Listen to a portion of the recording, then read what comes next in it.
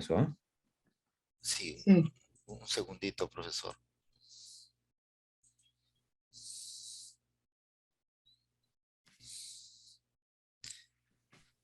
Retiro el banner, profesor,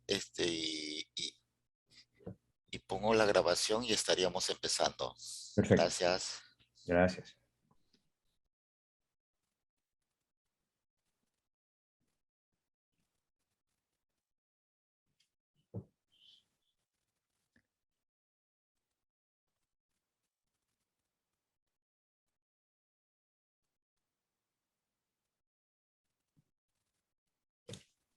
Bueno, muy buenos días y buenas tardes, para donde corresponda.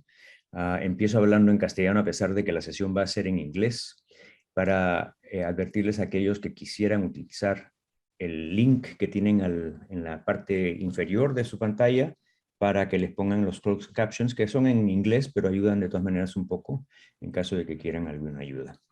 De ahora en adelante vamos a proceder en inglés. Las preguntas pueden ir apuntándolas en el chat, en castellano o en inglés. Igual las podemos resolver acá. Háganlo desde el principio para que tengamos entonces eso como munición en el momento que comenzamos a discutir.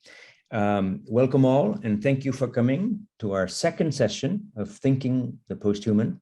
Today's episode is Technology and Ethics. And I'm very excited to have our two guests, both committed to the topic that concerns us today. Let me introduce our first speaker, although before I should say, we're going to have 20 to 30 minutes, the speaker will present, and then afterwards we'll have something like 15 minutes of discussion, and then we'll pass to the second speaker and do the same with that presentation. Okay, so let me introduce our first speaker, is Kevin LaGrandeur. He's Professor Emeritus of the New York Institute of Technology, Fellow of the Institute for Ethics and Emerging Technology, and co-founder of the New York Posthuman Research Group, of which La Red Latinoamericana is a part. He's author of Artificial Slaves in 2013, and with James Hughes of Surviving the Machine Age. And his presentation today has a title of An Ethics for Revolutionary New Technologies. So Kevin, welcome. Please, you have the floor. You're muted. You're muted.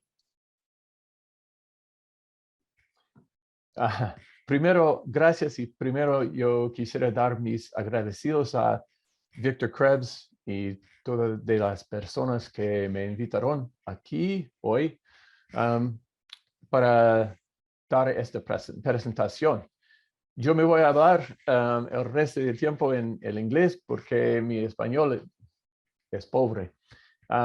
And also my paper is in English. So now, can everybody hear me okay? Victor, can you hear me? All right. So I want to begin this presentation by making it clear that I think that our emerging technology has done some amazing and good things, as my examples in a few minutes will show, and that I'm in favor of its continued development. I'm not anti-technology. However, I'm also in favor of technology's careful development. Right now, there's not much regulation of developing technologies at all, and it's like the Wild West out there. As a result, some very dangerous things are happening, as my examples will also show, and that needs to stop. After giving some examples of emerging technology and what it's capable of, both good and bad, I'll conclude this presentation by suggesting multiple avenues for regulation that developers, industry, and government can take that may work to mitigate the dangerous consequences of unregulated emerging technology. So first, let's talk about jobs. Emerging technology can make our jobs easier. Think about the computer and tax software, for instance, which make writing and doing taxes easier, respectively. These are good things, right? But even tech for the working world has its problems. The first problem that's already arisen, and that James Hughes and I talked about in our book, Surviving the Machine Age, is technological unemployment. That is, the loss of jobs to automation. Industrial robots began displacing workers in the automobile industry in the 1960s, for instance, because they were very effective in terms of economics and efficiency. Robots don't need to eat, they don't need to drink, they don't need to rest, and they don't complain about workplace conditions. And for industry, which is basically an amoral production and profit machine, that's a big advantage. Automation can also make goods cheaper for consumers, but automation increasingly displaces human workers. For example, it might be no surprise to you, given what's happened in the automobile industry, that the world's first farm, completely run by robots, opened in Japan a few years ago. Or that a new Australian robotic bricklayer called Hadrian is available for the construction industry, and it can lay bricks 20 times faster than a human being. That is about 1,000 bricks per hour. But job losses aren't just limited to blue-collar manual labor. These days, even the middle and upper middle classes are affected. A surprising breadth of jobs can be replaced by cyber-physical systems and interconnected AI, which is the backbone of our current industrial revolution. In our current environment, for instance, increasing numbers of university-educated workers in the financial industries are being replaced by software that can do their jobs faster. Algorithmic trading, for instance, which is done by computers in the stock markets, is now very common in the United States, and human commodities and equities traders are losing their jobs as a result. Even journalists are being replaced by computer software. In January 2016, the Associated Press, AP, revealed that a software program called Wordsmith has been rolling out content since July 2014 without any human intervention. And these articles look and sound like they're written by human beings. So this Wordsmith software, made by a company called Automated Insights, has been generating 1,000 stories per month, mostly about financial matters, and also sports, because they're very data oriented. And that 1,000 stories per month is 14 times more than the previous manual output of AP's reporters and editors. So in terms of sheer productivity, humans just can't keep up with this kind of technology. Now, the rate of technological unemployment has not only increased over the last decade, but it also stands to keep increasing in the near future. In a widely cited 2013 study, 2 Oxford economists who are pretty famous, Carl Frey and Michael Osborne, estimated that almost half of all American jobs could be automated in the coming couple decades. Now, I use America as an example, both because it's studied a lot and because it's very technologized already. This study has been replicated with similar results for other countries. The Boston Consulting Group, for instance, another group that studies the economy, also projects that within just 10 years, rising productivity of automation will lower labor costs and demand for human labor by an average of 16% in the countries comprising the OECD, that is the Organization for Economic Cooperation and Development. Now, the largest impacts will be in South Korea, China, the US, Japan, and Germany, which are automating very rapidly. But other countries will be affected too, to a lesser extent. Aside from technological unemployment, there is also the problem of the unintended consequences of hastily developed and deployed emerging technology used by business. And this is the thing I really want to focus on, is the problem of haste in deployment, and the fact that there's just no time to check possible problems until the problems already appear, at which point the genie is out of the bottle. So this can be disastrous. For example, because of over-reliance on the automated algorithmic trading in the financial markets that I just mentioned, there have been numerous so-called flash crashes of the American financial markets over the past 15 years. And these have been pretty devastating. Perhaps even more frightening than these practical problems in the economic realm are the ethical ones in the social realm. Specifically, the threats to privacy and self-determination that are posed by some types of AI. To take a recent example, let's look at the apps made to track COVID over the past 2 years. Now, these were mainly deployed in Asia, sometimes to really good effect. The South Korean government had pretty good success early on preventing the virus's spread by having their citizens all use this tracking software on their smartphones, and so did China. However, there have been problems. First is a privacy issue. In many tracking apps, the data collected is sent to a central repository versus being kept on the phone. And so if there's a mistake or a data breach, whatever data has been collected is vulnerable, much more so in a central repository. Also, a centrally located cache of personal data is subject to abuse by governments especially. Now, unfortunately, some governments are already trying to repurpose tracking applications for COVID for oppressive surveillance of their citizens. China, for instance, according to the New York Times, is looking for new ways to use the tracking app that they made and had most people load onto their smartphones. With the virus, the government used the application to track and isolate sick citizens, but now they're trying to use it for surveillance of the population. As is well known, China is using AI facial recognition already for surveillance of its Uyghur population. And now they have one more potential avenue to do this because of smart software that was perhaps too hastily released during the COVID epidemic. Even more chilling is the example of possible privacy infringement and even violation of freedom of will in another Chinese innovation. And this was not very well known, but the information I'm about to give you is from actually a Chinese newspaper, the South China Morning Post. So as I've noted in some of my publications recently, several Chinese companies have begun, in the name of efficiency and safety, to force their employees to wear sensor caps on their head while they work in order to monitor in real time how they're feeling and how attentive their brain waves show that they are. Then this information from all of the employees' sensor caps is sent to an AI that adjusts their workflow in response to this collection of brain patterns.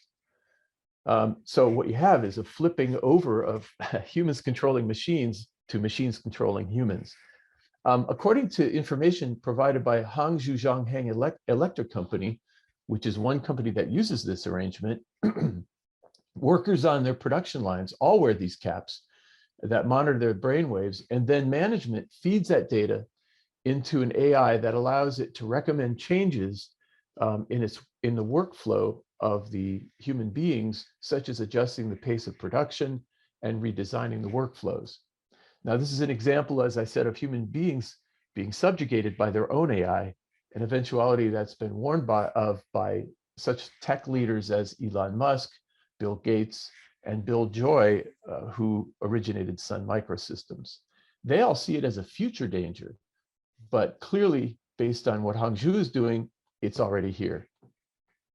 Even the newest brain-computer interface, BCI. Now, BCI is used a lot already for such things as allowing people who are completely paralyzed to use their brain to communicate with the computer and move things around, like, for instance, to move a robotic arm. It's also used to input, so it's used two ways. It's used to also input information of certain types into people's brains, especially to control epileptic seizures or Parkinson's disease tremors. So I'll talk a little bit more about that in a minute.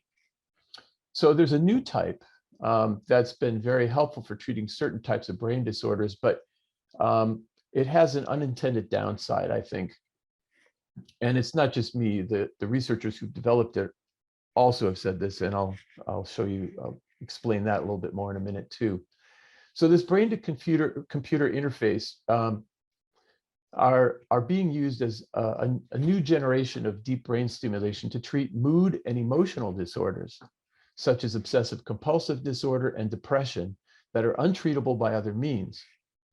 However, even this worthy use, and it is a great use because these people would be really out of luck otherwise, it raises some important ethical issues related to human autonomy and agency.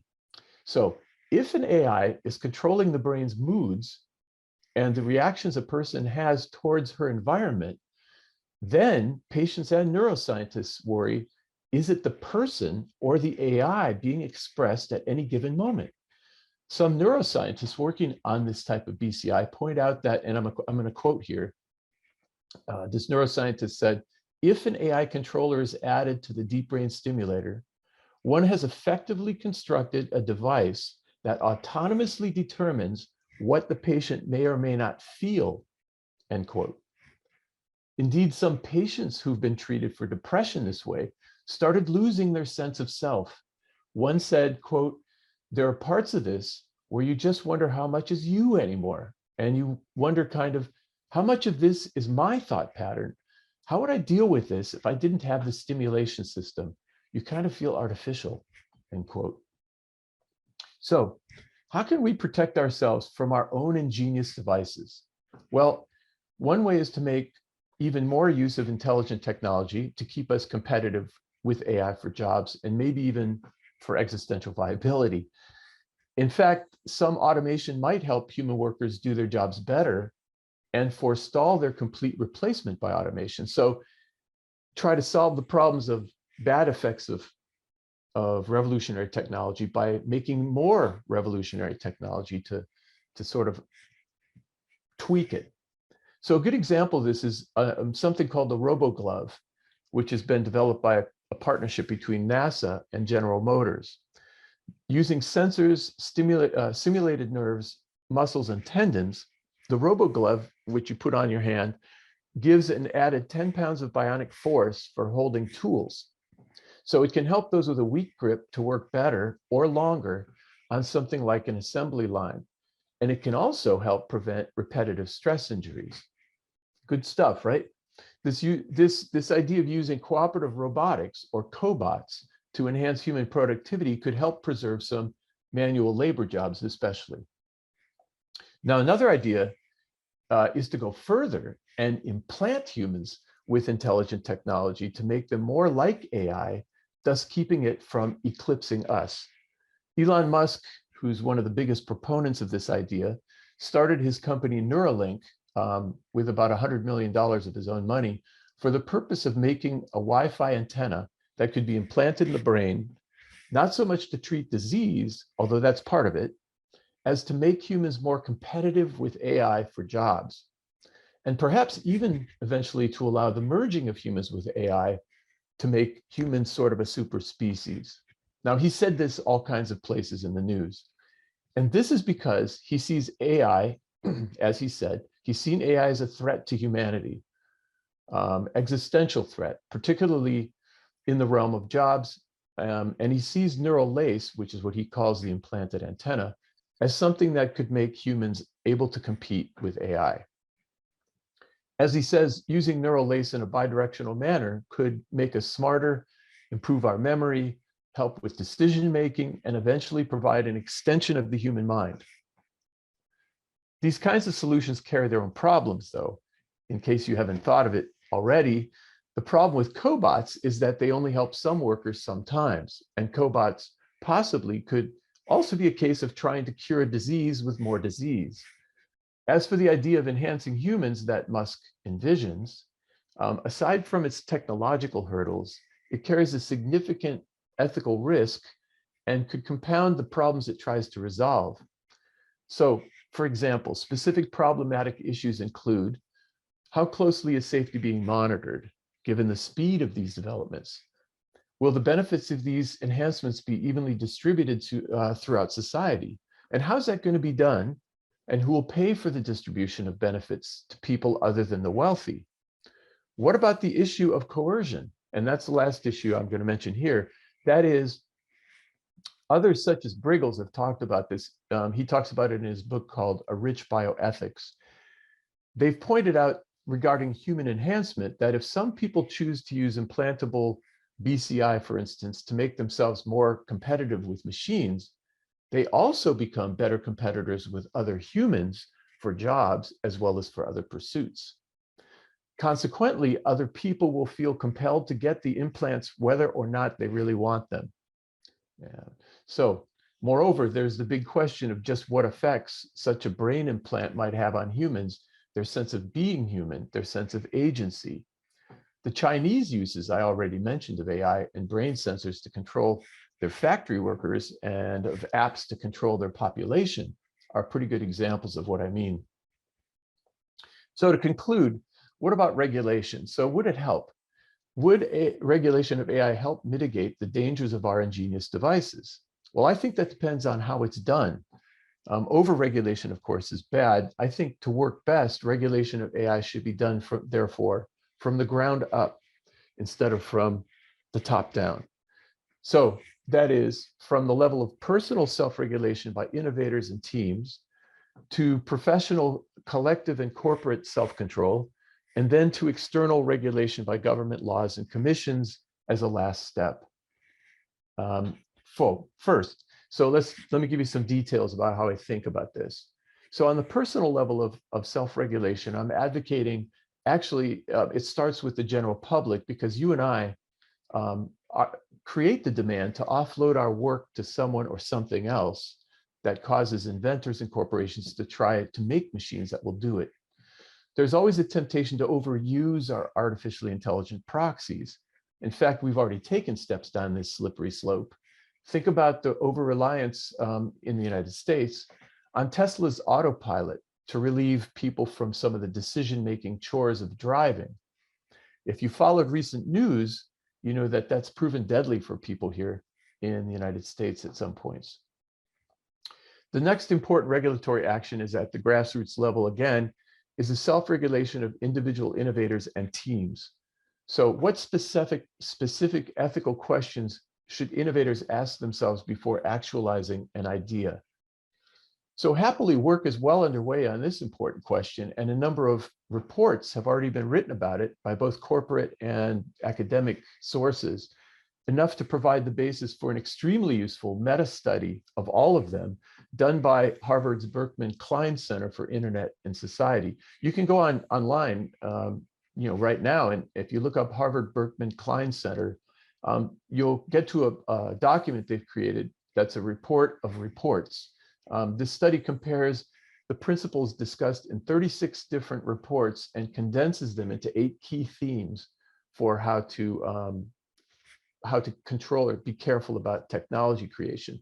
So these 8 key themes, let me just list them for you, for ethical development of AI are privacy, accountability, safety and security, transparency and explainability, fairness and non-discrimination, human control of technology, professional responsibility, and promotion of human values. A good example of how this can work is evident in how the corporation OpenAI is proceeding with its newest invention. Now, this just came out in the newspaper a couple days ago in various places, including the New York Times. OpenAI, which is also partly owned by Elon Musk, has created an AI that makes images on command. It's called DALL-E, D-A-L-L-E, in sort of a bow to the movie Wall-E. And it can create a realistic image that looks like a real photograph in response to a typed request. For instance, when one of its testers typed in the command, "cats playing chess," within minutes, the AI made what looked like a perfect photo of 2 kittens playing chess. I'm going to try and show you that right now. So let me share my screen. And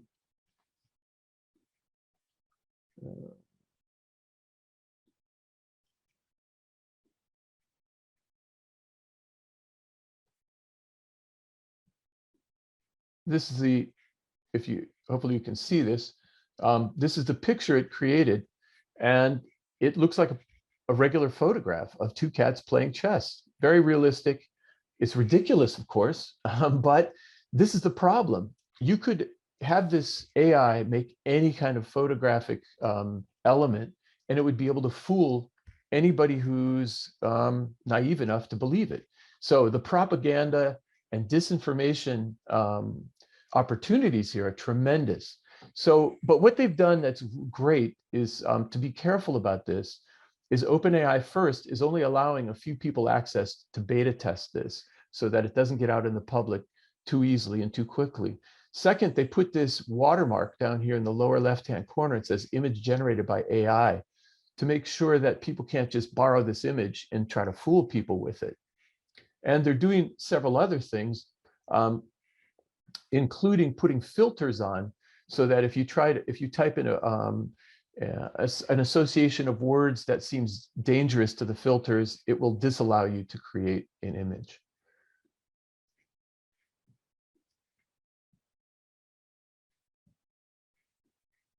All right, so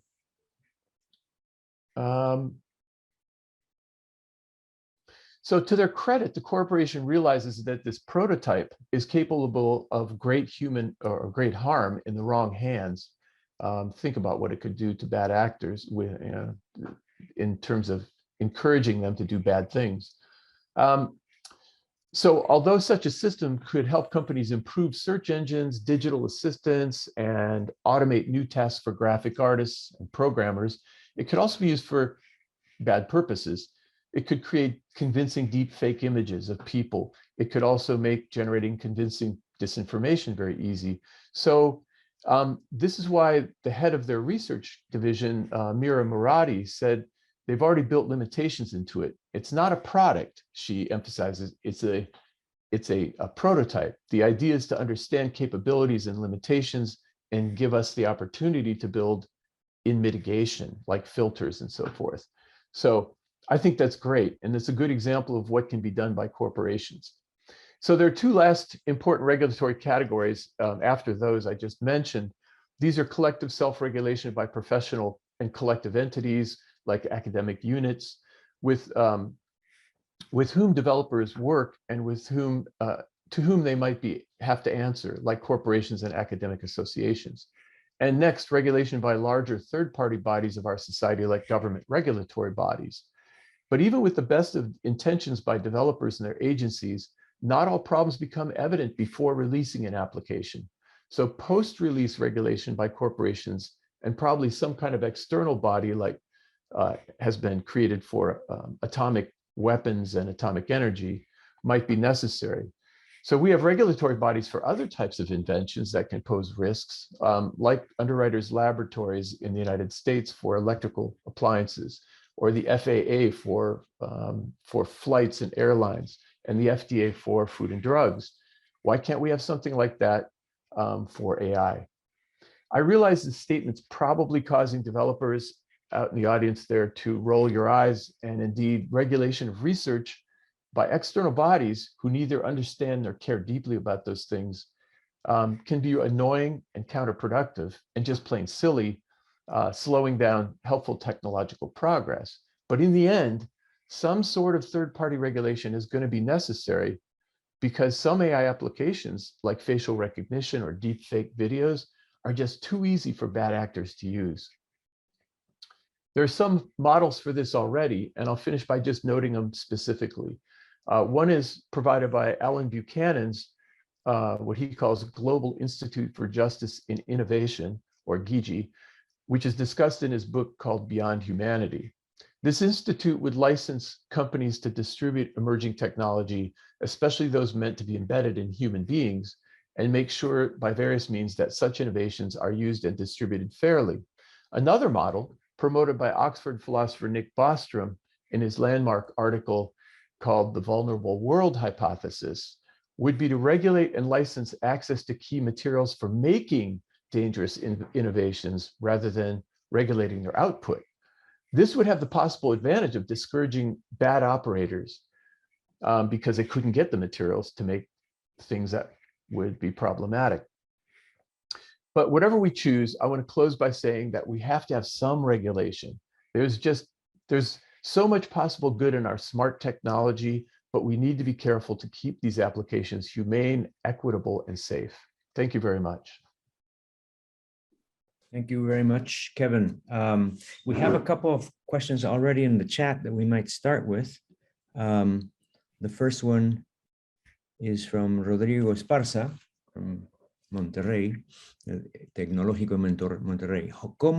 How can we, if it is possible, escape the technological creative imagination when the concretion or materialization of that creativity can be counterproductive for human beings and the environment? Yeah, I don't think there's a good answer to that. I think, you know, it's walking a very fine, you have to walk a very fine line to, as I think I said at the end of my presentation, to make sure you don't, you know, defeat creativity and new technology that's possibly helpful by regulating it. So just like we do with atomic energy, I mean, nuclear energy can be a very positive thing if it's done right, and it's very hard to do it right. But, you know, when we regulate it, we have to regulate it without preventing new innovation. I think a better example would be appliances that we make, or new automobiles.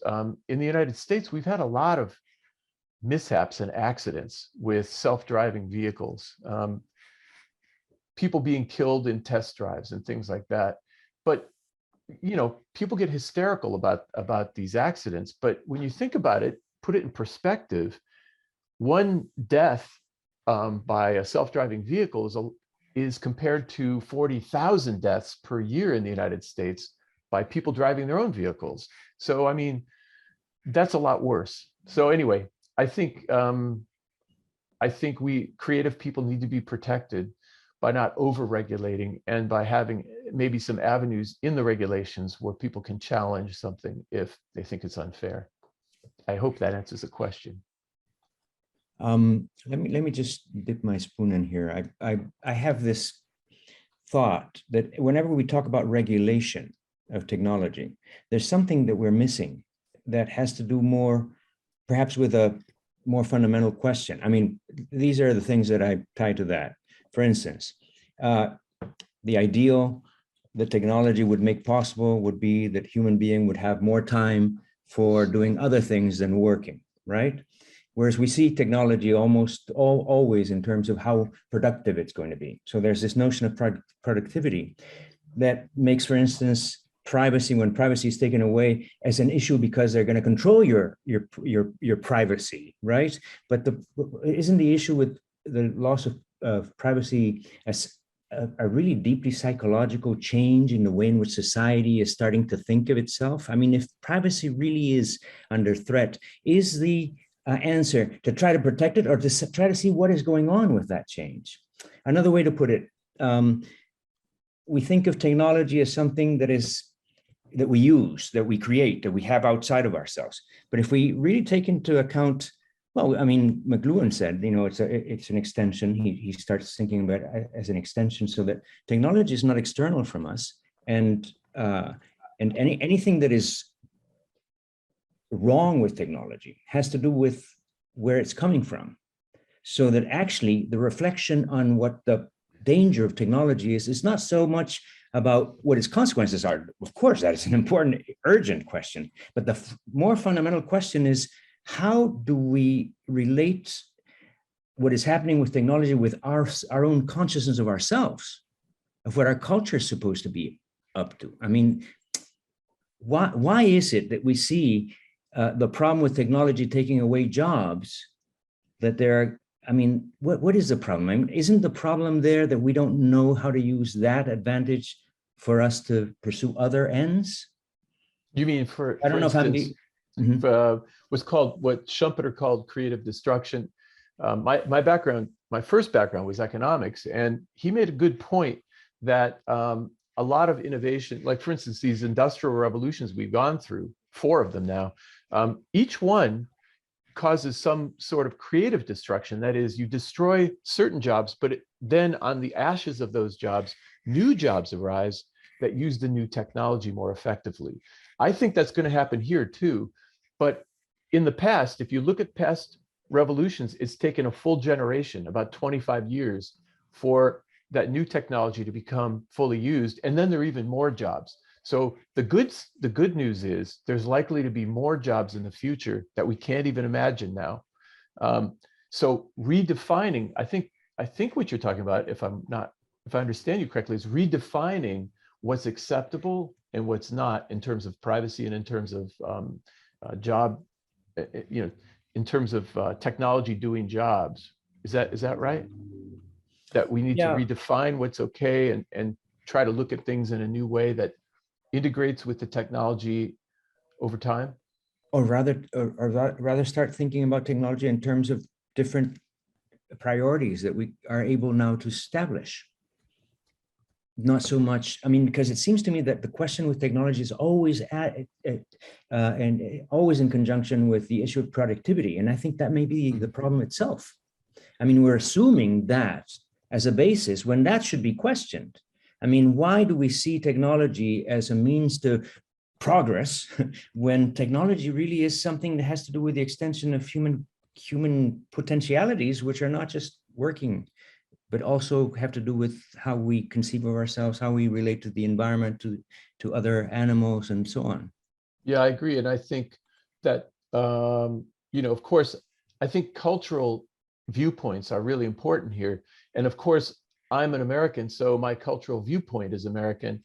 I was raised in the middle of thinking about everything in terms of productivity. I'm in the middle and raised in a capitalist society. And so as the new Marxists would say, I was interpolated from the beginning, always and everywhere to think about things in terms of productivity.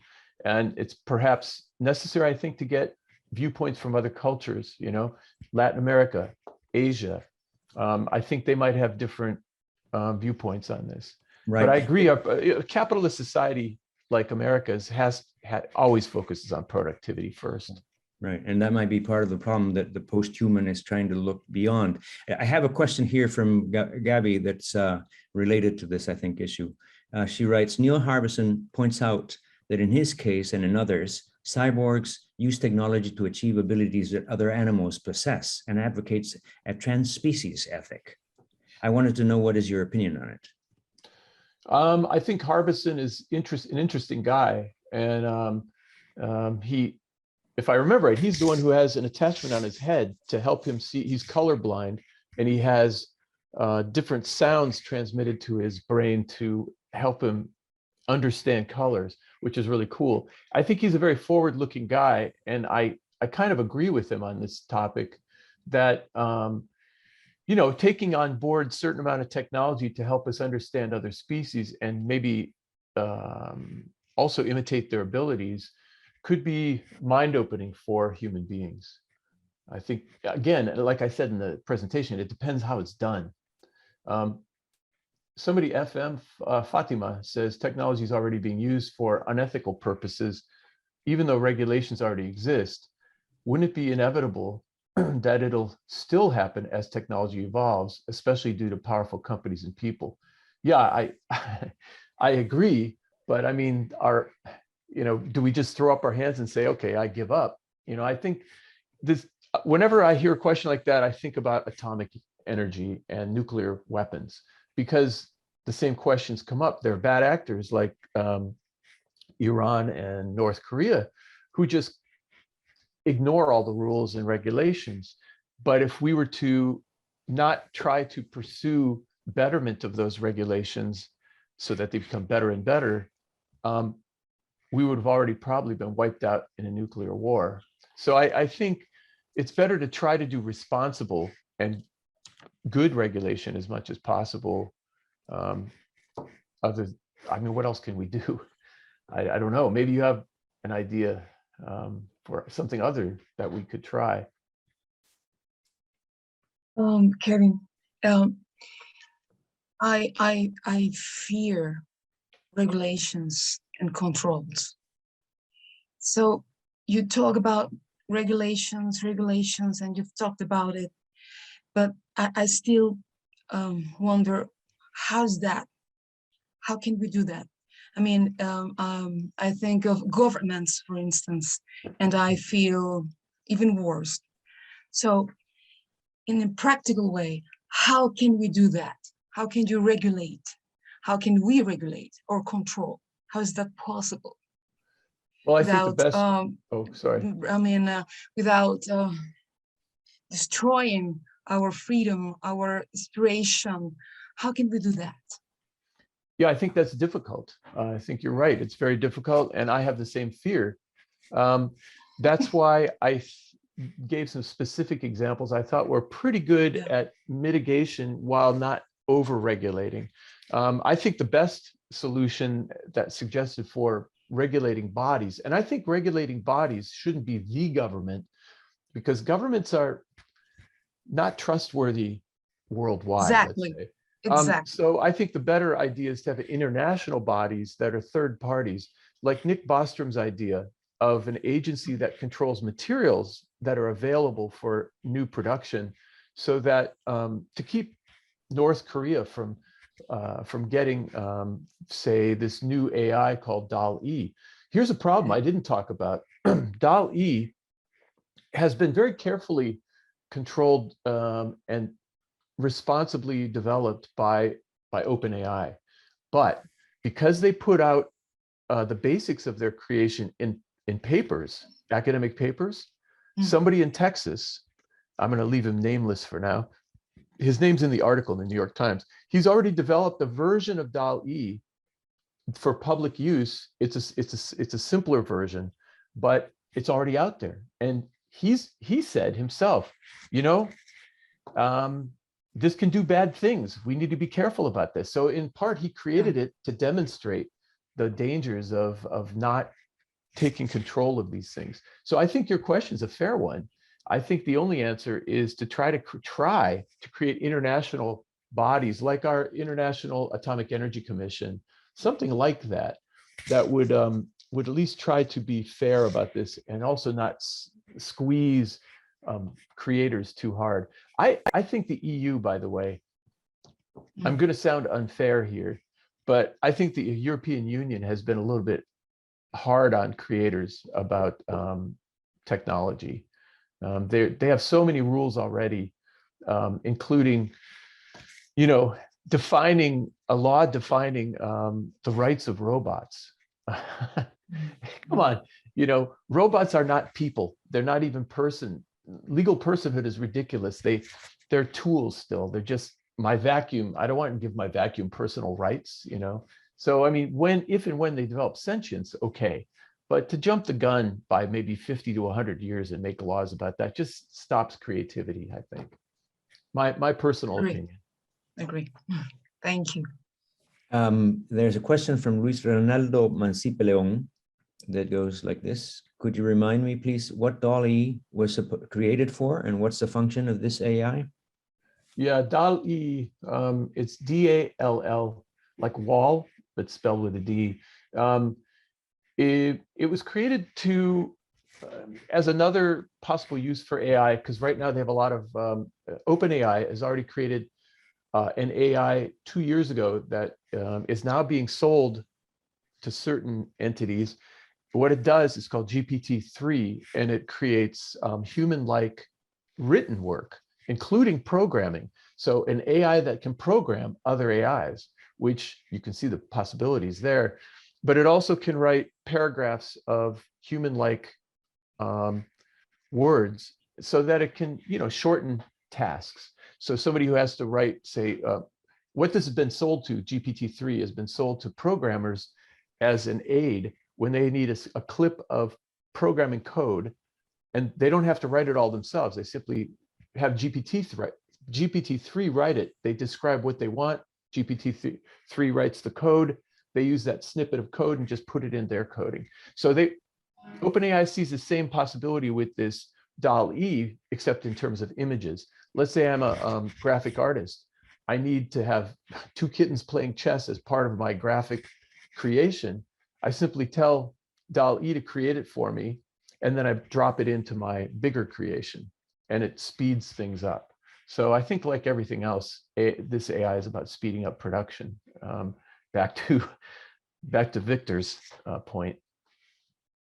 Yeah, isn't DALL-E also a play of word on the name of Dali, the painter? That's a great idea. They didn't say that. The corporation said they made it a purposeful, funny reference to the robotic character in the movie Wall-E by Disney. Right. Yeah. Well, one more question here in the chat. Should the rights of a cyborg be different from a just human being? Yeah, I think that depends on how human the cyborg. Here we have a very difficult, again, this is like the EU making laws about robots and their personhood. I think there aren't enough of cyborgs yet to really be able to argue this point. So, I mean, we're technically, we have cyborgs, those of us who have implantable defibrillators or pacemakers in our chest, or have what deaf people use, the implantable cochlea, artificial cochlea. They're already cyborgs, but maybe not in the sense that we all think of it, like RoboCop, you know, who's half robot. I think once more of us start worrying about being discriminated against because of implanted technology, then we're going to see more argument about this point. But also the inequality, right, that arises because, I mean, all these technologies are available for people that can afford them, but most people can't. So there's, again, a big breach is going to be created between those that have these powers, these potential, potential enhancements, yeah, and those that don't. And so it's not just a matter of money now, it's a matter of actually nature. You're much stronger, or much more intelligent, or much more able to do things. And I agree with you 100%. In fact, that's my biggest worry about technology is economic inequality will be exacerbated by the haves, the wealthy people, having even more power to gain wealth and power, social power, than they do now. Let me give you a quick example of how that worry is coming to fruition. In China, you guys have probably all heard about this Professor Hu in China, who, without proper permissions, modified the genome of a set of twins to make them HIV resistant. He took out one gene, and without that gene, these twins cannot get HIV. Now, there are lots of other ways to prevent HIV, but he did this without giving proper information to the parents and without seeking proper scientific authorization and so forth. So consequences are he's in jail for like 20 years in China, and these two Chinese girls, the gene he removed also has to do with intelligence, native intelligence. Removing the gene automatically makes you more intelligent. So you have two twins here who have been created new geniuses. And think about the possibilities if that were to just become doable for everybody. Rich people could have that gene removed in their babies, and the babies would be automatically super intelligent and HIV negative. How fair is that? That's amazing. All right, well, if there are no more questions for this session, we can still ask Kevin later at the end, but then I should introduce our second guest, who's Gianluca Mauro, a man with a cause. He is author of Zero to AI and the founder of AI Academy, which is dedicated to making artificial intelligence more democratic. And it is my pleasure to invite him to talk about his presentation, which he has entitled The Algorithmic Tyranny Towards Ethical AI and Data Scientists. Gianluca, you're welcome. You've got the floor. Thank you so much, Victor. Thank you, everybody, for having me. Yo puedo hablar un poco de español, pero es suficiente para pedir comida en un restaurante, no para hablar de inteligencia artificial. Entonces voy a hablar en inglés, ¿vale? So, let me quickly share my screen. Let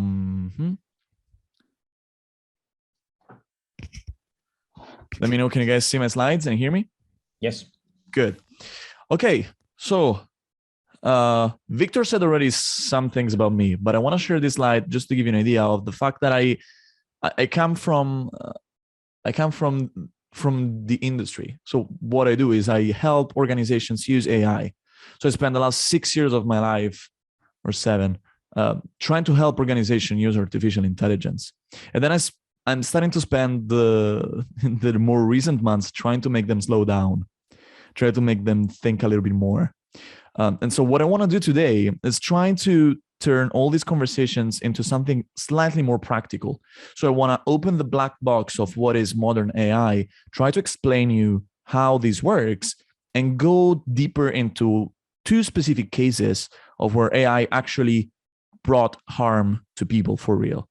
So let's start with what I call the engine of good and evil.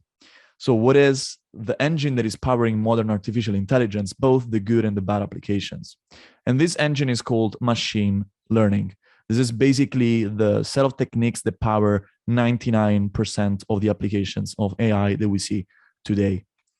And so to do that, I need to explain you first briefly what is the main concept behind traditional software development, which is how we wrote software for basically the past 50 years before AI became a thing. And so the idea is the following.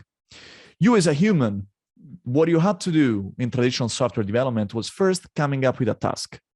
A task is something that you need to do with your software, a goal that you have. I made this very simple example. I want to build some software that helps me calculate how much taxes I need to pay. That's something that I want to do, something that I want to get done. Okay? In traditional software development, the human needs to do another task as well, needs to find out the solution to that task by himself. So software developers like me or like my friends need to, in this case, go and read all the tax law of whatever country we're working in, and then try to turn all these laws into code that can be understood by a computer. But this task of finding a solution is up to the human, it's up to the person that is building that software. And then last, this is just when the computer actually starts doing something. It finally just executes whatever I instructed the computer to do. Now, this is traditional software development. AI has this promise. Let's see how this kind of application will be built using AI. Humans still have the agency of deciding what is the task that they want to do. What is it that they want to get done? What is it that they want to build? What kind of application they want to have? The hope, the promise of AI is that finding a solution to this problem, finding a way to solve that task is not anymore a task that we need to do, but it's in the hands of a computer. It's in the hands of software. Now, traditionally, there have been a bunch of different applications, a bunch of different ways to try to get this, to try to make computers solve problems for us. And historically, a lot of these tests, a lot of these approaches have failed until in the 2000s, roughly, this new approach called machine learning started to really gain traction and started to really work properly as we would like. And the idea behind machine learning is really simple in its core, is to allow computers, allow machines to learn in the same way that we do. And we learn from examples. If you think about this, this is an example that freaks me out every time I think about it. I'm sure that all of you learned your mother tongue, whether that's Spanish, English, or Italian in my case, from our parents. And we did that from examples. We listened to them speaking, and our brain was so powerful that it was capable of, by itself, learning how to speak the language. Then just later on, when we go to school, we learn the rules that we subconsciously learned years before. So paradoxically, for our brain, it's easier to abstract rules from examples rather than learning these rules in a rational way and then applying them. And the idea behind machine learning is to do the same thing for machines. So allow computers to learn from examples rather than explaining them what we want them to do. So this is kind of the idea in a very simple animation. In traditional software development, we put logic. So whatever we want, what we found as the solution to a problem, and data into a computer, and we get an output. With machine learning, we flip these 2 steps. We feed the computer with data and a desired behavior, and we allow the computer to learn from the data and to come up with a way to solve this problem autonomously.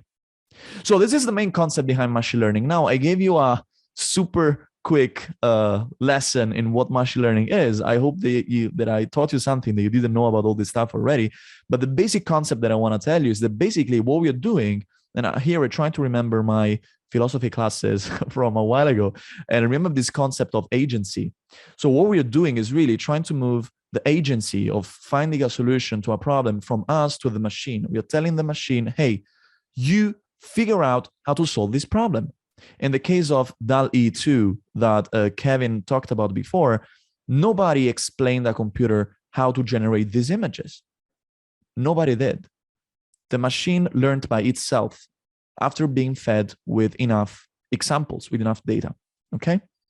Now that we have this shared understanding of the basic concepts of machine learning, I want to get into a couple of case studies. These are case studies of AI gone wrong. So, where AI brought harm to people. And then we're going to try to use what I just told you to understand how is that possible. Practically, how is it possible that the AI brought harm to people? The first case is an Amazon hiring algorithm. So Amazon has millions of people that apply to get jobs in the company. And that's a big problem. They want to be super efficient. As Victor was talking about before, their main driver is efficiency, right? Just be faster, do more, be more efficient.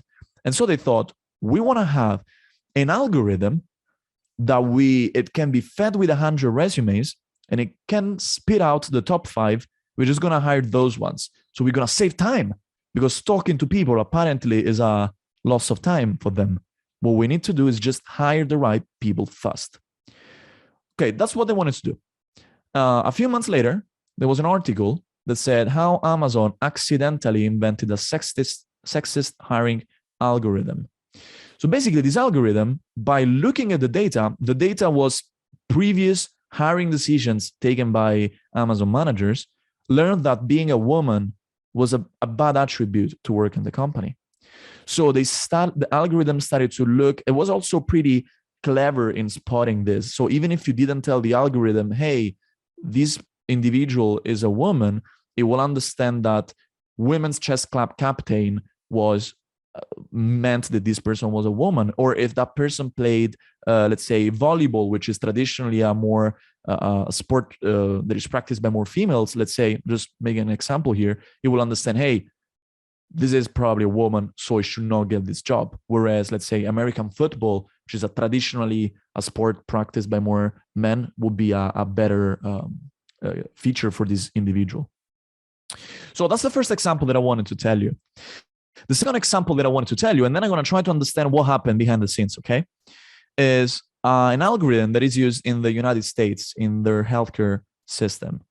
So 200 million people every year in the US are analyzed through commercial tools. They want to identify high-risk care management programs. So people that are in particularly risky health conditions that deserve to have some additional treatment. And so there's a lot of people. It's really hard to manage all these things with humans. And so they thought, well, what we can do, since it's a problem of trying to allocate resources in the best way possible, we can turn this into a prediction problem. We need to predict who are the individuals that can gain more positive outcomes from this program. They need these programs the most. So this is how the system worked, basically. You get the health records of an individual, you feed them to an algorithm, and this algorithm will spit out a risk score for that person. So this is basically a number that tells me, hey, how likely is this person to need this extensive care program? And the ones with the highest score will automatically be enrolled in this risk care management program, and all the other ones, there was a group that was sent to a human being for evaluation, and other ones were just discarded by the program. That is the concept. Now, there was an article, there was a research paper actually published on Nature, and then a bunch of articles coming from this that found out that these algorithms were racist.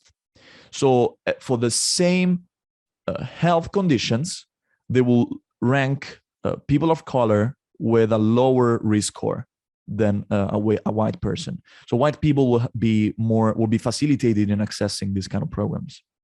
Now, this is basically something that has happened for years. So I'm pretty sure that people died already because of this algorithm. Okay, so this is not something that it's gonna happen eventually in the future. This is not theory, guys. That's what I'm trying to say. This is stuff that has happened already. So now what I want to do is I want to try to understand who's evil. Where's the problem really? How is it possible that this super smart technology failed so miserably in these two cases? And so I want to give you I want to first talk about the Amazon hiring algorithm. Okay. So this is some data that I found about the European Union. In the ICT industry, so in the technology industry, just 19% of workers are women.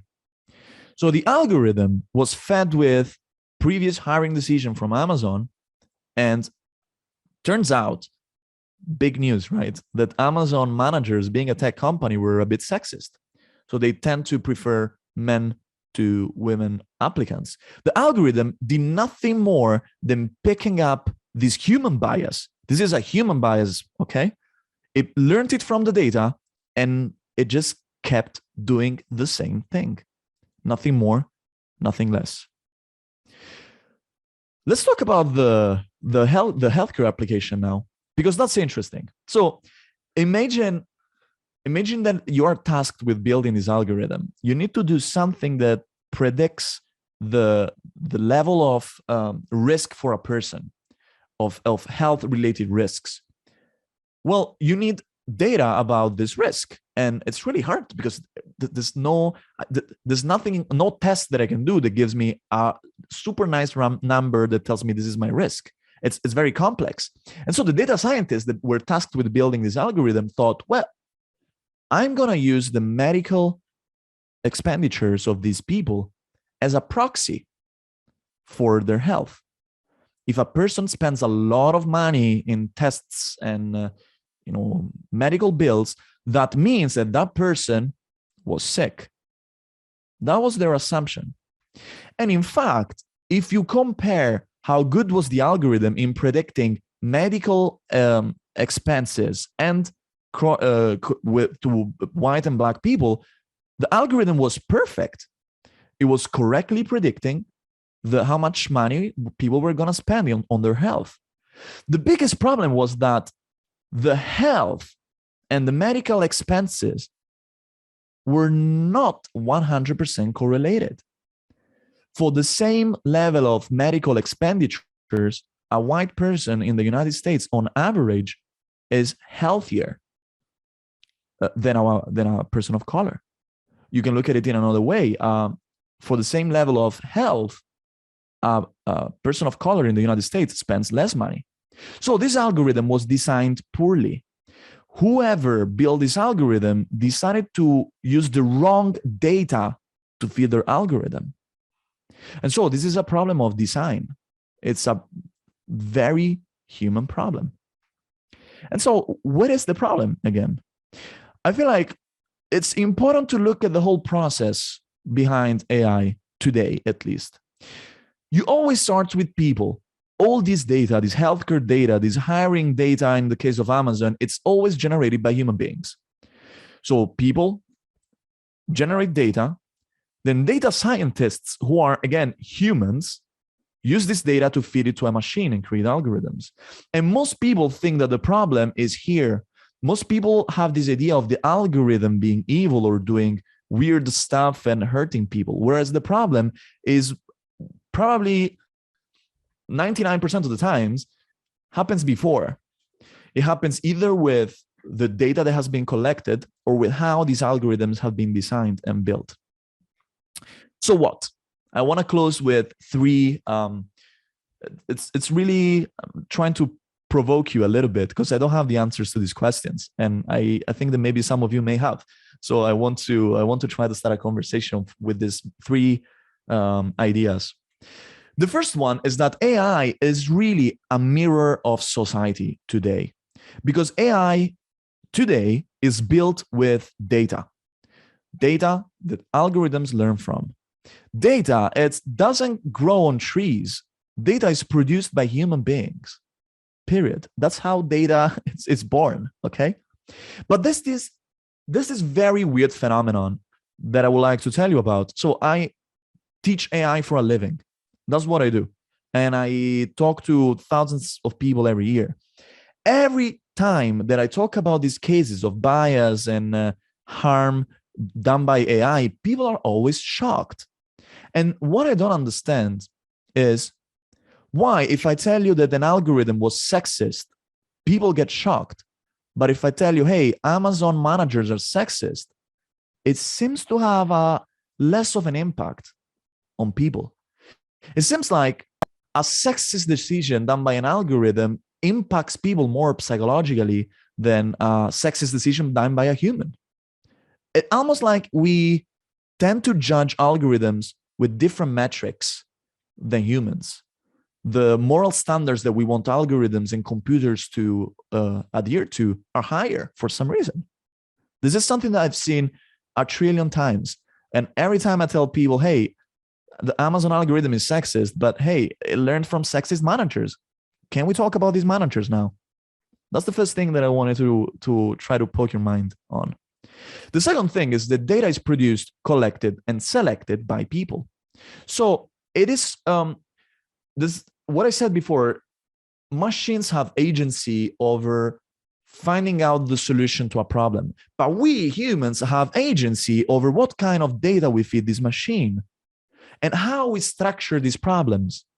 In the case of the US healthcare bias, well, that was evident to me. I mean, it's always easy after after people found out that there was a problem. So I don't know, maybe I would have done the same mistake if I was tasked with building that algorithm. I don't know.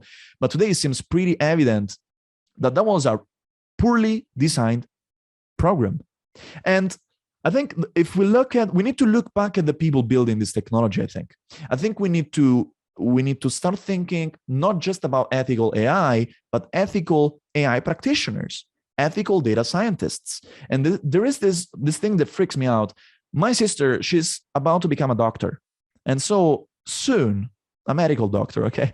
Soon she's going to have to read the Hippocratic Oath, which is something that was written 3,000 years ago. And it tells us what a medical doctor should do in his or her profession. We know that doctors are people that can potentially hurt other people. And so these are the ethical guidelines that we want them to follow. There's nothing even remotely close to that for data scientists. Yet data scientists can hurt potentially hundreds of millions of people just by clicking enter on their keyboard.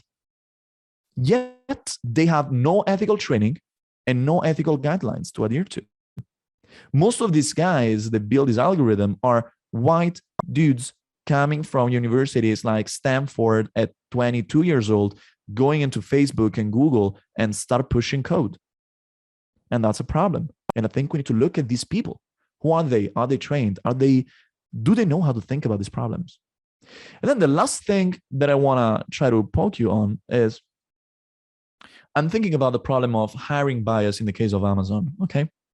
And I think, okay, let's suppose that we are, this is not easy to do, by the way, that we have an idea of what a fair hiring decision would be. What does it mean to be fair in hiring people? Now, we have two options. One is trying to get there by changing the culture of all the managers at Amazon. And good luck with that. It doesn't seem an easy task. The other one is employ an algorithm and fix the algorithm. Now, algorithms are not easy to build, I can guarantee you. Worked on them for a while. It's not easy, but it's math. In the end of the day, it's a bunch of numbers. So I will argue that paradoxically, fixing an AI algorithm is easier than fixing the culture of these people. And so I'm wondering what happens if we start deploying these more ethical versions of these algorithms into society. Would that be a potential faster solution to fix some of the problems that are afflicting our society since decades? I don't know. but maybe that's one of the things that I wanted you to start thinking on. That was my last slide. Just gonna leave you with some of my contacts in case you want to get in touch and start discussing more about these topics in the future. Now I'm gonna just stop sharing, and super happy to get questions and start talking about these topics. Thank you very much, Gianluca. There are a couple questions already here that I would like to read. Let me start with this one. To the extent that the programming of these algorithms is always in the hands of a white population from the global north, something you just referred to, how can you solve the problem of racism or change these inequities? So that's a really good question. I think the obvious answer is that we need more diversity in tech. That's pretty obvious, I think. How do you do that? That's, I think, the hard question. Frankly, I don't have an easy answer to this. I am positive because I see that AI education is becoming always more and more democratic. Myself, I studied engineering at university here in Rome, but I didn't study AI at university. I studied AI online for free. And so access to this knowledge is becoming always more and more spread. The problem is that then if you train people from minorities on AI, then they still need to have the chance of getting into these big corporations so that they can bring their point of view, they can bring their mindset, and they can bring their sensitivity when these algorithms are deployed.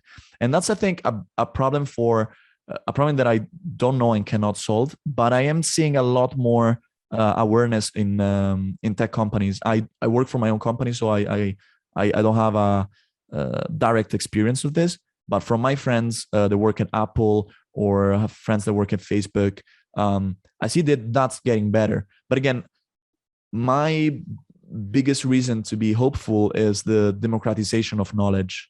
It's very easy today to get up to speed on these technologies. So I think it's going to be more widespread soon. Interesting. May I say something? Because I say the question, I put the question, and I wanted to address something more. Because, for example, we have the case of India. In India, there's a lot of people who works in this type of things. And I don't think that this is democratic. I think they work for other chiefs. They are in global north. So the problem is not only to have more formation or more, more people in the area. It's also who is the boss, who gave the orders to these programations and make this algorithm. 100%. Yeah. I think I think you're touching on a very big problem, because you can have knowledge, but then you're not the one taking the decisions, but the one executing orders. Then it doesn't really matter. That's a societal problem that I struggle finding a solution to. But again, what I am noticing now is there's a bunch, like even startups today. There are startups that are having a wild impact in the world, even with very small teams, just because it's becoming so democratic to build these algorithms, to gather data, to train computers. What you can do today, 6 years ago, was completely unthinkable.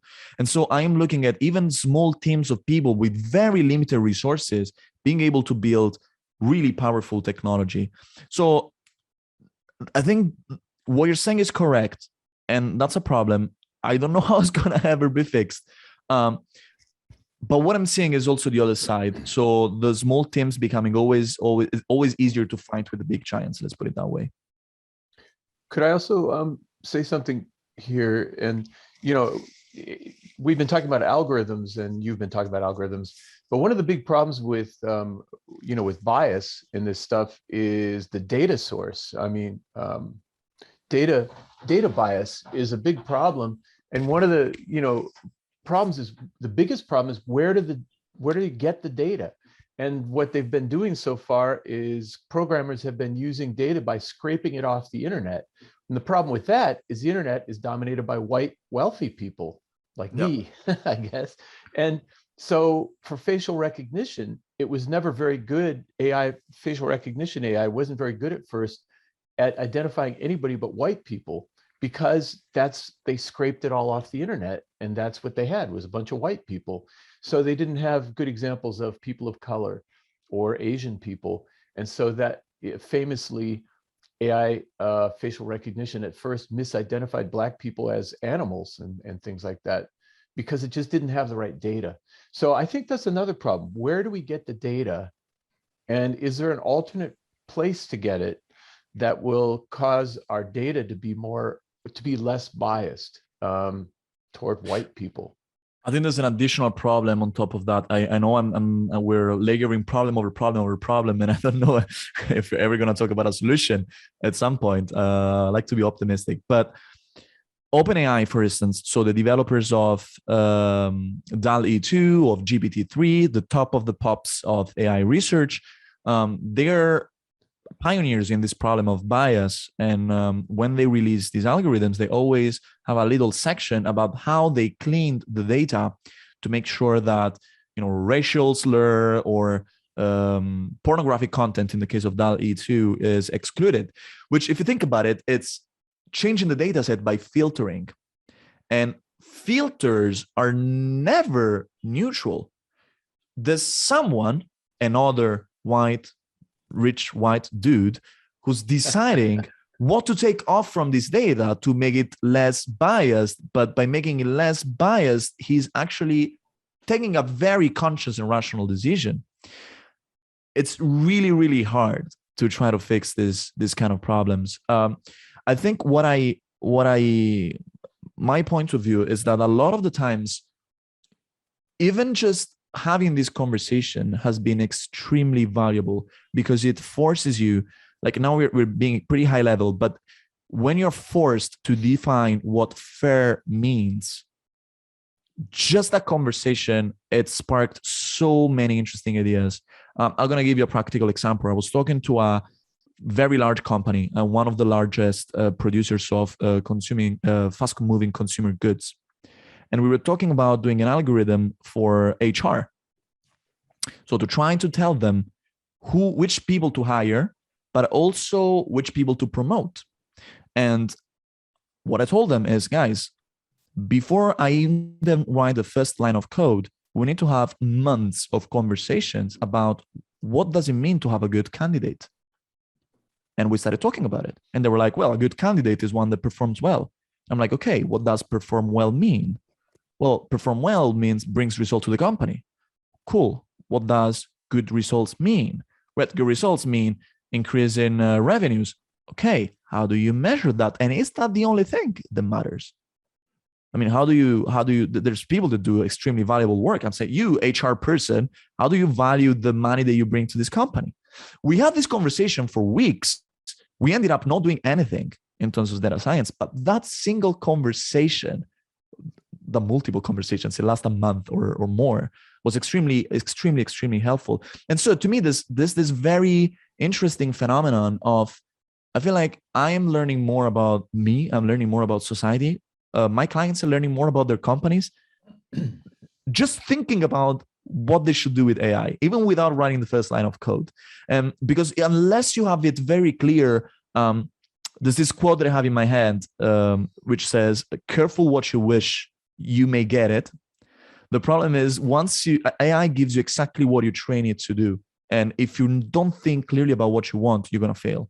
That sentence is not from a great philosopher, it's a Metallica song. So that's why I'm always a little bit ashamed about, a famous sentence by James Hetfield. But I think it explains really well the problem. AI, I see it almost as, you set it up, and then whatever you set it up to do, it's going to keep going in that direction.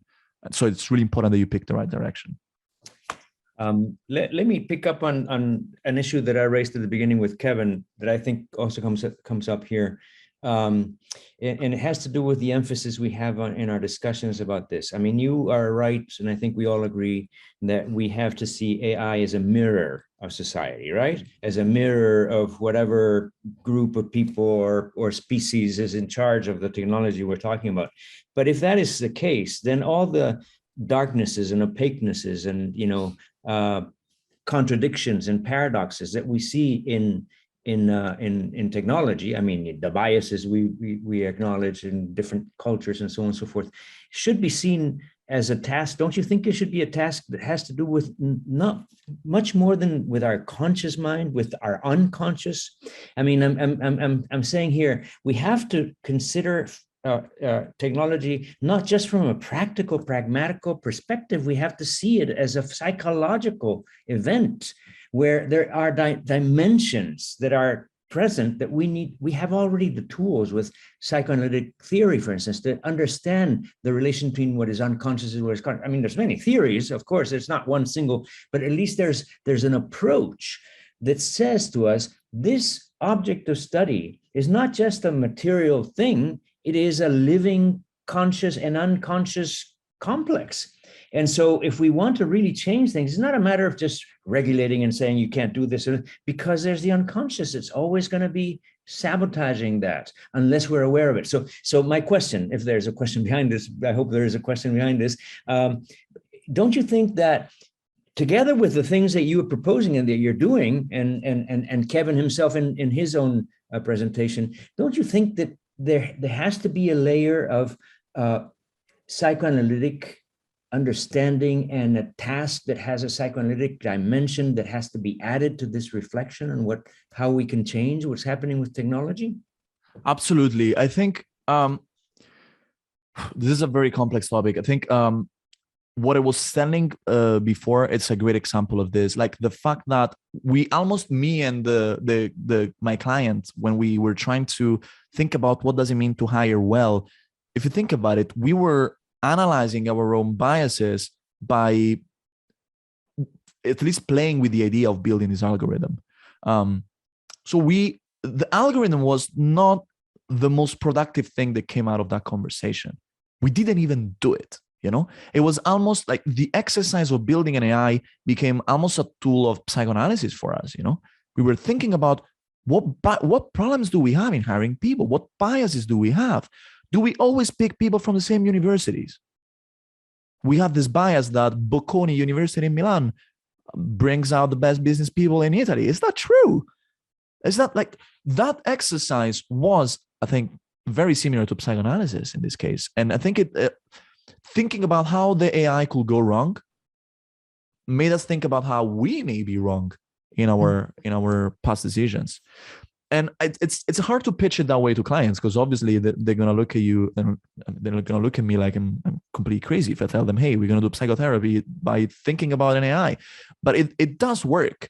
And I've left a lot of rooms, especially when I go to university and I try to talk about the problem of bias, especially with gender bias in algorithms, where people live and they're like, Gianluca, really? Like, especially guys that have never thought about these issues. They're like, is it really true that there are these biases in the way that we speak? And I'm like, yes, the AI algorithm learned from you as well. Are you on Reddit? Yes, cool. Your text contributed to create these biases. And people start thinking. People start thinking and start working on themselves.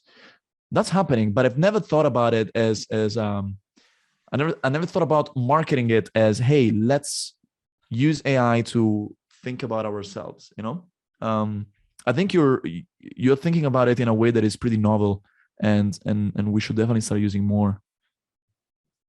Well, good. Mafe Aguirre has her hand up. Mafe, you have the word. Thank you. I agree with you, Victor. And I work with AI, robots, and spirituality. So I think it's very important to address not only that it seems like we are seeing technology as the new other, and we are forgetting that technology is actually coming from us, is part of our language, of our evolution. So I don't think it's only like mirroring society, it's mirroring the individual and the mind. And things that we probably don't know yet about ourselves. And another thing that I think is important is also to think about what is the consequence of even conceptually. All these languages, when you start to study any programming language, you start to think and see a lot of philosophical concepts. And there is also in science this problem that of abstraction, of course, like we forget that behind numbers there are people, and these people have, you know, lives and all the impact that we can have. So I wonder if you think about, or if you reflect about not only you know, the economic impact of society, of technology, but also in the realm of the spiritual. Like, what is the implications of having a life driven by these ideas? You know, it's like a new realm, a new reality, a new layer that is you know, like happening in front of us. And I wonder if you have anything about Absolutely. it. So this is probably the first time that I try to explain this idea that I have in my head since a while. So it's going to be interesting also to pitch it to this audience. So I've been thinking about these two different things. So when we see the outputs, for instance, of DALL-E 2, the algorithm that Kevin was showing before, we tend to call that creativity. We say, hey, this algorithm is creative, period. Okay, cool. When we see somebody who's a very good coder that can write code, we say this person is very smart, because we tend to associate coding with something intellectually complex and hard to do. Cool. Now we have algorithms that can do both. They can do creative images and they can write code by themselves. So by extension, we may say that these algorithms are creative and smart in a way. They're intelligent. But once you know how the sausage is made, so once you know how these algorithms are built, you start thinking, okay, these algorithms became smart or became creative simply by looking at a lot of freaking examples and extrapolated patterns. And if that's the way that they used to become smart and creative, is that also what I do and nothing more? We have this idea of creativity as something a little bit,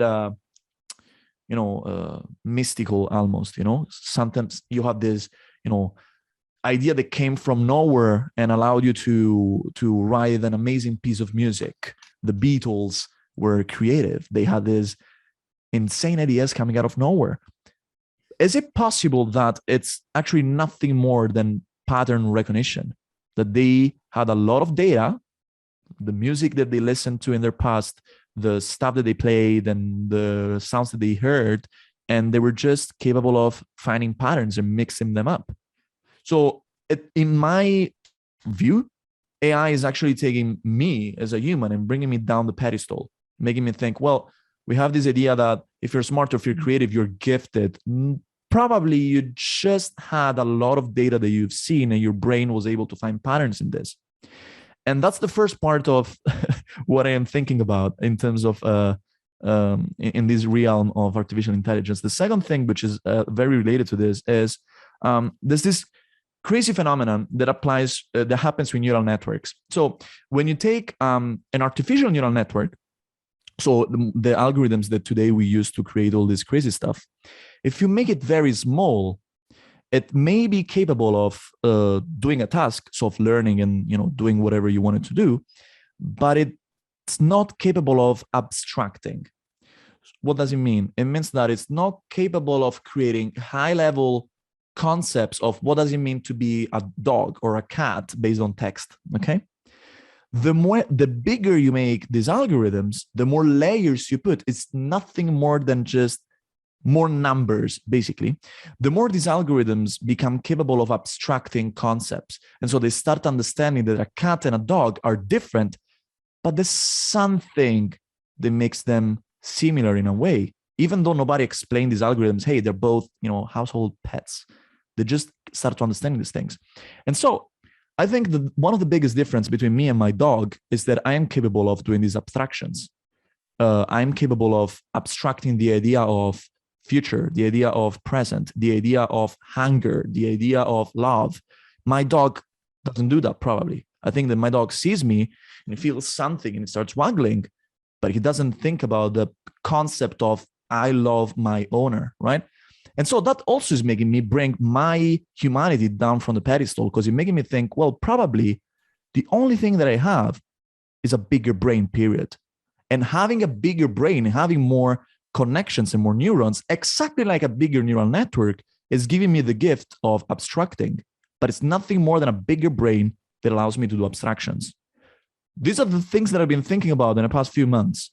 I don't know if these things make any sense to you, but it's thinking about how neural networks work and trying to see the analogies with how I think I work by thinking about my brain and doing psychoanalysis, etc., is making me take my own humanity down from the pedestal and making me think I probably am not gifted. I probably don't have anything particularly crazy going on. I probably just have a big brain compared to my dog Martin. And that's bringing me a lot of different things that are useful, but not magical. So that's what I'm thinking about. That's really very, very interesting. And I think you're touching on a very important issue. Let me just give you another example to think about along those lines, or a question. You see, I mean, think about dreams. Dreams, you say, creativity has to do with something coming out of nowhere. that's what happens. No, you're thinking of it in terms of a pattern recognition, which is very appealing to me also. I mean, maybe it's just pattern recognition, that some brains have better ability to do that, and so therefore they're more creative, say, right? And you can understand that in terms of different people with creativity. Some have more imaginative minds, as it were, right? So it's appealing to me. But what do you think of, for instance, the difference between a dream that you have one night and that same dream but coming from a video generator? Say, yeah. Say you remember, I don't know, I mean, you remember a friend from your childhood, and you see him in your dreams. Now see a video of your name. Now, my question is, don't you think that there is, in fact, even though they're exactly the same thing, right? There is something about the, I want to say aura, quality of the dream that you have that comes from your psyche, and the dream that, I mean, maybe I'm just trying to make something special of humanity in a way that you want to bring it down, right? Okay, so there's an artist who made a work called Algorithmic Dreams. And what this person did was, by the way, maybe I'll tell you a little bit about how these algorithms generate new stuff. So the way that they generate stuff is that they first learn by taking pictures of dogs and saying, this is a dog. Picture of cats, this is a cat, etc., etc. And then you input white noise. You input completely random numbers. And then you ask them to tweak these things based on what they learned in the past. And they start modifying this noise until they get to something that the algorithm says, hey, this reminds me of something closely related to what you've seen. But the input is noise. And then the processing of that noise is whatever they learned in their experience. And these artists, there's something that they called algorithmic dreams, or something like this. Maybe that's not the exact name, I don't remember. But what he did is he took the sentence, in my dream. He gave it to an algorithm and allowed the algorithm to keep talking. And then he took that sentence and gave it to another algorithm, and he asked this algorithm to create an image out of that. But the input was, in my dream, plus random noise. And that's what came out. And it came out dreams that I was like, Jesus Christ, this could totally be one of my dreams. He also did try to do in my nightmare, and obviously everything changed. And so I think there is a possibility.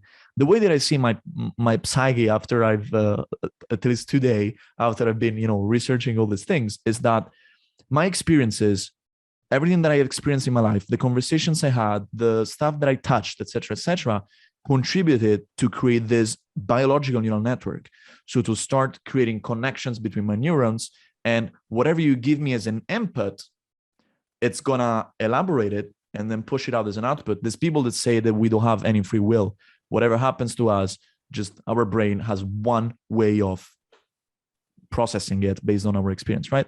And so I'm thinking dreams, I'm starting to see them as white noise, as random stuff that starts in a way in our brain while our brains do whatever they do while they're dreaming. And there's the way that this random noise gets modified and becomes what we see as a dream is probably due to the way that our brains evolved after all the experiences we had. I have no proof of what I'm saying. I have no freaking idea if that's true or not. I don't think anybody has a clear idea about what dreams are, but I think it's not incompatible with the idea of our brain is a biological neural network that learns exactly like an artificial neural network, and a dream is just white noise that gets processed based on our experiences and something comes out. I don't think it's incompatible. I wish it was incompatible and there was something special about it.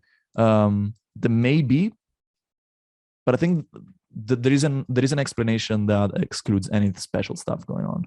Yeah, interesting stuff. Luis Reinaldo has his hand up. Adelante. Hello, can you hear me? Yes.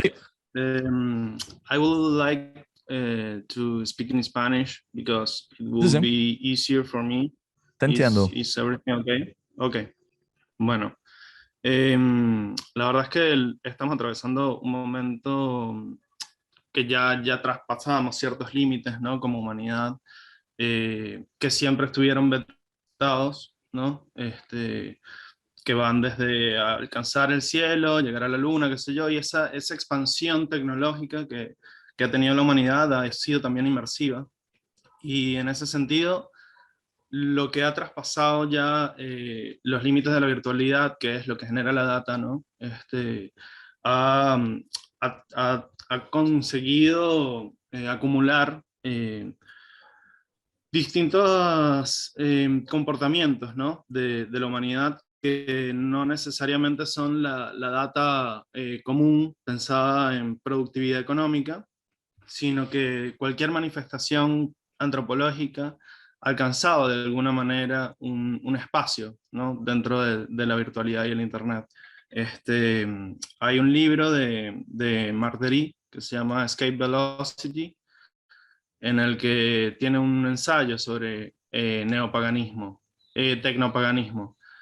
Y bueno, si pensamos que incluso la religión, la economía, las relaciones eróticas, sexuales, todo está pasando a un registro virtual que acumula data, creo que un poco lo que habría que intentar con la inteligencia artificial es de alguna manera mirar a la humanidad con desengaño, ¿no?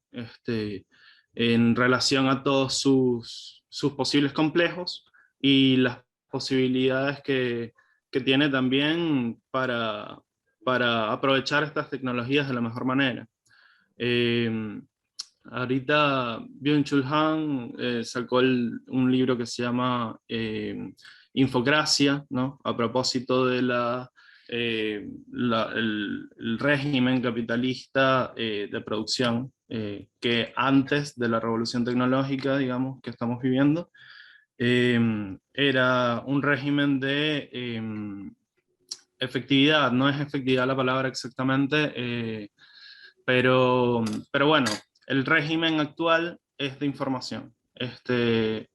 Y esa información ciertamente está filtrada de una manera manipulada por los gobiernos, y es algo a lo que es difícil escapar, ¿no? Pero habría que pensar entonces una ética de la inteligencia artificial, así como idealmente una ética para la economía y para la ecología, que son abstractas todavía, pero creo que, como dice Gianluca, las posibilidades de que el Internet conecte distintas personas de distintos lugares, ¿no? Como puede ser el caso de este mismo encuentro, ¿no? Facilitan quizás que exista un tipo de diseño, ¿no? Porque como dijo Gianluca, los problemas que se producen con la tecnología de inteligencia artificial es un problema de diseño. Y si ese problema de diseño puede ser prevenido o ampliado, ¿no? Con un real conocimiento, o no un real conocimiento, porque no hay un real conocimiento, pero con una atención filosófica, antropológica, psicoanalítica, que enfrente, ¿no? Cómo manejar esta data, creo que es por ahí por donde quizás pueda haber una posibilidad de hacernos con esta tecnología que ya nos tomó del todo. O sea, ya hay una cantidad de cosas que han transgredido el límite de la virtualidad y distintas manifestaciones humanas, tanto positivas como negativas, ¿no? O sea, el bien y el mal tienen lugar en el Internet a montones, ¿no?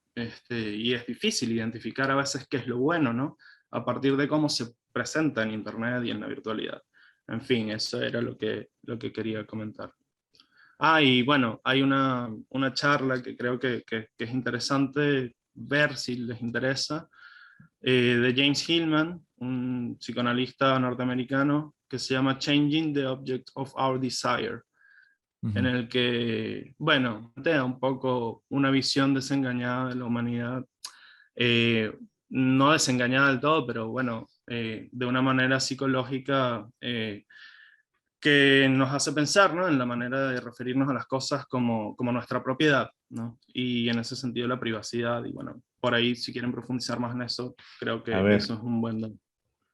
Vamos a ver, es que has cubierto un gran espacio. A ver, vamos a ver qué cosa es lo que escoge Gianluca. Gianluca, what would you like to comment on this? Yeah, no, same. I think it's like a trillion different things that we could potentially take this conversation on. I think two things that I really liked about what you said is the first one is more than thinking about how to use technology ethically, I think we need to think about what do we actually want. And I see that the big problem in tech companies is they think, I have a technology, how can I use it? And it's very rare that you see people that think, I have a problem, how can I solve it? So it's very different, you know, looking at technology and thinking, okay, let me apply this thing everywhere, instead of thinking, okay, what do I actually want? Where do I want to bring society? Does it make, do I really want to allow everybody to rent a room in their house? Is this what I want? And then causing prices of houses in Barcelona to go through the roof and nobody can afford a home anymore. Is it really what I want to do? You know, I think that's the first thing that I think it's important. The second thing you talked about this kind of threshold, like a moment where technology is the concept of escape velocity. And I think I wanna talk about one thought that I heard on Twitter some days ago. Somebody was talking about the concept of the metaverse. We have this idea of the metaverse as a place, as some sort of virtual area where we interact, and maybe what we are doing now is it could be called as the metaverse. This person said, what if instead of being a place, it's a moment? What if it's not about time, it's not about space, it's about time? What if metaverse is a moment where our digital life, our digital interactions start becoming bigger, larger, and have more weight than our physical interactions, and that our, let's say, normal, let's say, I don't know what's normal anymore. But when I started thinking about this, I thought, shit, I'm in the metaverse already. I do 90% of my work on Zoom. Or on emails, or, sending stuff around. I wake up in the morning, make coffee, turn on my laptop, and that's how I live. And then I have lunch, and then I stop having lunch, go back to work, and then I maybe see my girlfriend, go to the gym or whatever I do. But most of my work is already in this digital shared reality that we have. And so I think if you start thinking about it that way, as instead of a place, of a moment in time, then I think we already reached escape velocity. I don't know how to live without the internet. I have no idea how to buy groceries, how to move around, how to talk to my friends. I will be completely lost. fun fact, once I went to visit Yosemite, and I booked a hotel, and I went to Yosemite, and there was no internet in Yosemite, and I had no freaking idea what was the name of my hotel. I had to drive 2 hours out of Yosemite to get some connection, find my booking, and then I was like, shit, that was the name of my hotel. I completely forgot. You know, like I already live in the metaverse. So if you start thinking about it in this way, this has happened already, and it has happened at a speed that was insane. It has happened in 15 years. So yeah, we will talk about this for like a week. Yeah, we could very much so, and it's been so interesting. I want to thank you both, Kevin and Gianluca, for being with us in this conversation. There's so much we can talk about. Unfortunately, we have to end it. I wanted to read something that I totally agree with here.